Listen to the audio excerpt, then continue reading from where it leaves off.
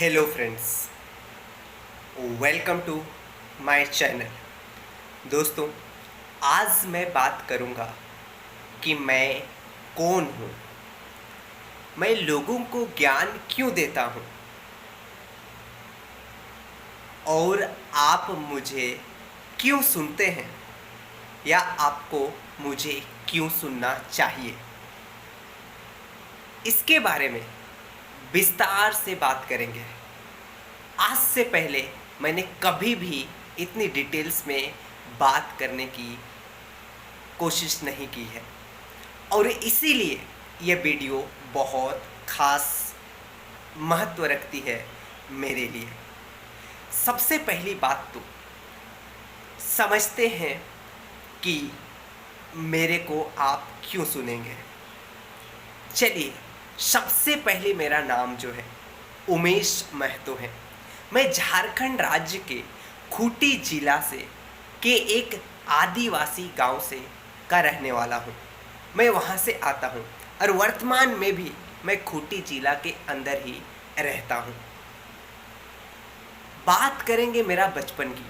मेरा बचपन जो है बहुत ज़्यादा घरेलू हिंसा के दौरान, आर्थिक तंगी के दौरान, गरीबी से, है ना, बीमारी से, कुछ ऐसी परिस्थिति में गुजरी है।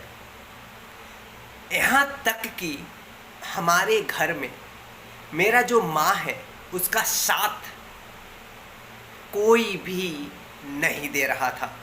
उनके परिवार वाले साथ दे ही नहीं रहे थे। चाहे वो मेरे पिताजी हो, चाहे वो मेरे पिताजी का परिवार हो, सारे के सारे लोग इस तरह से उनके साथ घरेलू हिंसा करने की कोशिश किए हैं जिसकी कोई हद नहीं है। तो मेरा बचपन जो है पूरी तरह से गाली गलौज का माहौल में, नशा का माहौल में, घरेलू हिंसा का माहौल में और पूरी तरह से गरीबी में बीती है, आर्थिक तंगी में बीती है। एजुकेशन बिल्कुल भी अच्छी तरह से नहीं हुई थी। सरकारी स्कूल से पूरी तरह से एजुकेशन हुआ है। ये मेरा बैकग्राउंड है, मैं इस बैकग्राउंड से आता हूँ। आगे हम बात करते हैं मेरी जीवन यात्रा की। 2017 में नवंबर महीने के दौरान मैं इंटरमीडिएट करने के बाद अपना जो डिस्ट्रिक्ट है खूंटी या अपना गांव जो है ये छोड़ करके मैं रांची चला जाता हूँ अपना अध्ययन के लिए। और वहाँ जा कर के मैं अपना स्टडी, अपना जो पढ़ाई है उसको कंप्लीट करने का प्रयास करता हूँ। और पढ़ाई कंप्लीट करने के दौरान ही 2020-21 के दौरान कोविड का दौर चल रहा था। तब समझ में आ रही थी, तब लोगों को, ज़्यादातर लोग अंदर से बहुत ज़्यादा डरे हुए थे। हर जगह पे जीवन की बात हो रही थी, मृत्यु की बात हो रही थी, जन्म की बात हो रही थी, जीवन क्या है उसकी बात हो रही थी। ऐसे करते करते मेरे मन में भी प्रश्न आने लगा, मेरे मन में भी विचार आने लगा कि ये जीवन है क्या। और धीरे धीरे करके फिर उसके बाद जो है जर्नी शुरू होती है किसका, पढ़ने की, यानी कि आध्यात्म की, जहाँ से इसका ज्ञान तो मिला या नहीं मिला, लेकिन ज्ञान के साथ साथ जो बड़े बड़े प्रश्न मिले और सवाल छोड़ करके गए जो सोचने पे मजबूर कर दिए।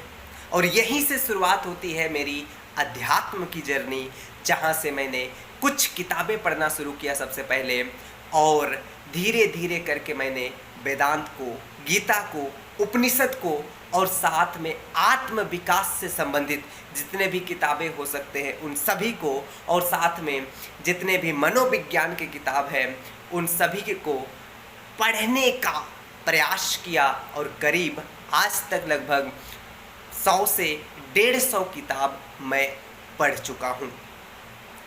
इसी दौरान यहाँ से शुरुआत होती है पढ़ने की आदत, और पढ़ने में रुचि बनता है और फिर पढ़ाई में मैं पूरी तरह से घुस जाता हूँ।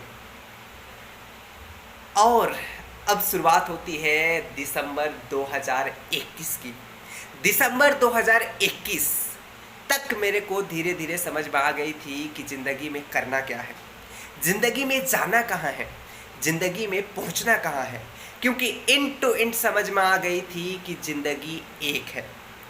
तो यहीं से मेरी यात्रा की शुरुआत होती है यूपीएससी की, और यूपीएससी की यात्रा यहीं से शुरुआत होती है। लेकिन अच्छी तरह से मुझे अभी भी पता है, मैं ये कभी सोच करके नहीं तैयारी किया था कि यूपीएससी मैं एक नौकरी के तौर पे करूँगा। यूपीएससी एक ऐसा प्लेटफॉर्म देती है जहाँ पे हम जिस बैकग्राउंड से आता हूँ मैं, या हमारे जैसे जिस बैकग्राउंड के लोग आते हैं ग्रामीण पृष्ठभूमि से, उन लोगों को सपना होता है कि ऐसे स्थान पे पहुंच करके जो सेवा करने का मौका मिलता है, जो समाज में योगदान देने का मौका मिलता है, ये करने का बहुत अच्छा अवसर देता है।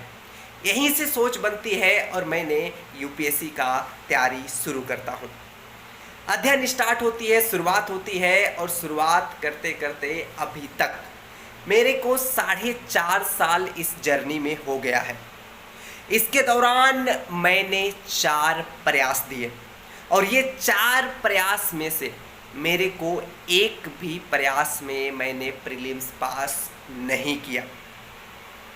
ये मेरी असफलता है, इसे मैं अच्छी तरह से स्वीकार करता हूँ।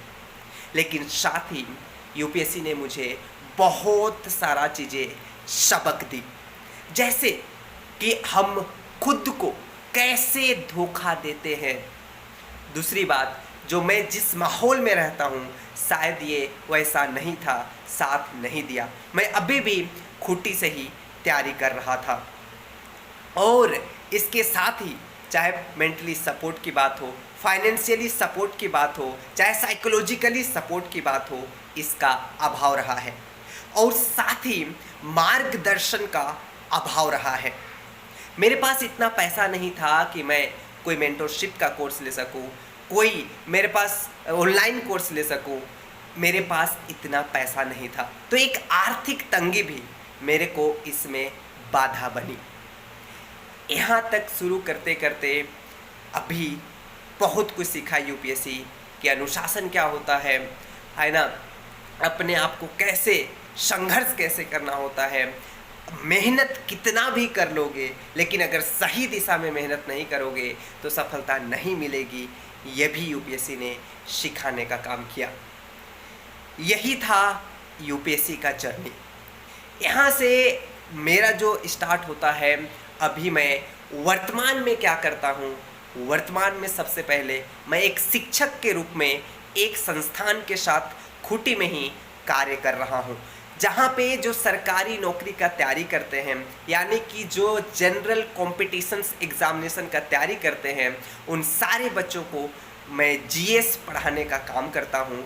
और साथ में मैं खुद भी एक विद्यार्थी हूँ, मैं खुद भी अभी भी अध्ययन करता हूँ, और साथ में अभी मैं खुद भी जो मेरा रुचि है वो सत्यनिष्ठा की ओर है, आत्म विकास की ओर है, सत्य को जानने की ओर है। और मैं एक खोजी की तरह खोज रहा हूँ कि सच क्या है। मैं योग भी करता हूँ, पिछले 6 सालों से मैं लगातार योग भी कर रहा हूँ।